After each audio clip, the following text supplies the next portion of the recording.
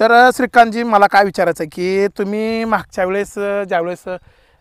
उभारला होतात तर त्यावेळेस सुद्धा तुम्ही वचननामा तोच दिला आहे त्यावेळेसचा आणि आत्ताचा पण तोच वचननामा याच्यामध्ये बदल कुठेही दिसत नाही काय असं कसं काय बदल दिसत नाही काय तीच वचननामा तीच आहे सगळं अहो तोच वचननामा दिसतोय नळाला पाणी देईन 24 तास लाईट देईन अमुक करीन तमुक करीन मग याच्यात काय बदलच नाही काय कसं बघताय जनता भोळ्या काय त्याला जनतेला काय कळालंय तेवढाच गुलाल वस्तूर हा हू करायचं आपण होय हा म्हणजे एकदा गुलाल इलेक्शन वस्तूर तेवढंच बोलायचं हा हू करायचं इलेक्शन झाले की लागला घोडा सगळा 5 वर्ष पुन्हा आणि बघा म्हणजे 10 वर्ष सगळा विषय संपला म्हणजे त्या वचननाम्याचं फक्त कागदावर वचननामा तेवढं 2-4 दिवस 15 दिवस इलेक्शन वस्तूर 8-10 दिवस झालं त्याच्या पुढे काय विषय संपला आमचा म्हणजे तुम्ही काही नाही आमच्याकडे वचननामा ही फक्त निवडून येण्यापुरताच देतो आम्ही वचननामा असं आहे का अरे वा म्हणजे हे बरं झालं बघा मित्रांनो आजच आपल्याला कळलेलं आहे की वचननामा हा फक्त कागदोपत्री असतो तो कुठेही राबवला जात नाही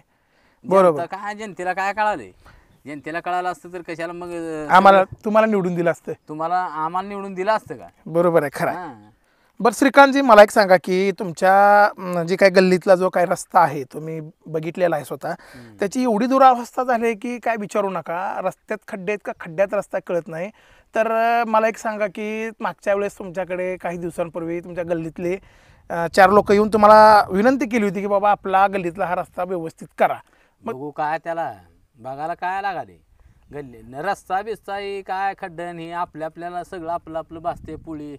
कशाला लक्ष द्यायचं गल्लीकडे मिल्लीकडे आपण तसं नाही हो पण तो रस्ता त्या रस्त्याने तुम्ही सुद्धा जाताय ना तुम्हाला जातोय का त्याला माझी गाडी इकडे लागते लांब मला काय करायचं पुढलं तिकडं होय म्हणजे काय तिकडं घेणं देणंच नाही आपलं आहू मनाचा विषय संपला आपला म्हणजे पाईपलाईन करू मनाचं ही करायचं तेवढंच गोड बोलायचं लोकांना संपला विषय म्हणजे काय करायचं ती पाणी बिनी मनाचं तेवढंच कामापुरतं बोलायचं हो म्हणजे करायचं तर काहीच नाही तेवढंच हा हो मनाचं जनतेला सांगायचं पुढल्या महिन्यात येणार आहे मंजूर झालंय ही केलंय ती केलंय 1-2 महिने 2-3 महिने घालवायचं 2-3 महिने घालवल्यावर इलेक्शन बसते ती पुन्हा निवडूनच पुन्हा आणि बसली की पुन्हा आणि आपण काहीतरी डागडुगी करायची जरा इलेक्शनच्या पुढं संपला विषय आपला काय करायचं आपल्याला हो बर म्हणजे आणि मला एक सांगा श्रीकांतजी की आत्ता जे काय म्हणजे तुम्ही हा वचननामा घेऊन प्रत्येक घरागणीस फिरताय प्रत्येक अगदी लहान थोरांपर्यंत तुम्ही पोहोचताय बरोबर आहे तर मला एक सांगा की त्या लहान थोरांचं तुमच्याविषयीचं मत काय येतंय काय नाही काय येत नाही तोंडावर चांगलं म्हणते ती पण आता काय मागं बोलते ती काय माहित आपल्याला तर आता होय पण तोंडावर तर चांगलं म्हणते ती आपलं नाव घेते ती मागं काय म्हणते ती काय माहित आपल्याला बी हो कसं आहे माहिती का मटण दारू बिसलऱ्या पैसे दिले की विषयच मिटते हो त्याची काय गरज नाही बाकीची म्हणजे तुमचा विरोधकच कोणच नसणार तेवढं दिलं का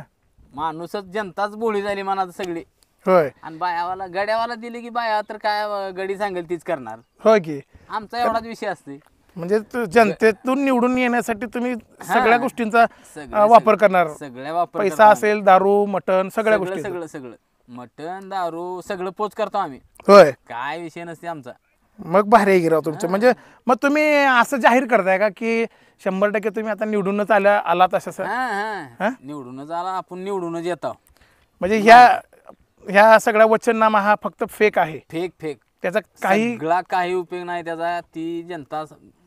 बुळे आहे जनता बुळे असल्यामुळे त्यांना उग डागडुगी तेवढीच आज 15 दिवसासाठी ना 8-10 दिवसासाठी तेवढं संपलं की संपला विषय म्हणजे साहेब करत तुमच्याच मागे कायम पुन्हा मागच आपल्या बरं आता तुमचं बऱ्यापैकी वय होत आलंय आता हे एवढं इलेक्शन झालं तर तुम्ही पुढच्या इलेक्शनसाठी तुमच्या मुलाची तयारी करता असं मला अरे मुलाची तयारी करणार परत म्हणजे मग हा कुठेतरी घराणेशाहीचा वापर केला जाईल असं वाटतंय काय त्याच्यावर काय नाही घराणेशाहीचा वापर आमचा चालूच राहणार घराणेशाही आमची चालूच राहणार राजकारणात आम्ही कायम राहणार म्हणजे तुम्ही घराणेशाही हे करतच राहणार तुमचे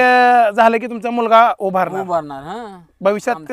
त्यांची पत्नी असेल सुनबाई असेल आमची ही असेल सगळं आम्ही राजकारणातून आम्ही निघणार नाही बरोबर म्हणजे खुट्टा असा लावायचा कच्चा नाही आमचा खुट्टा असा मेक निघून अशी आमची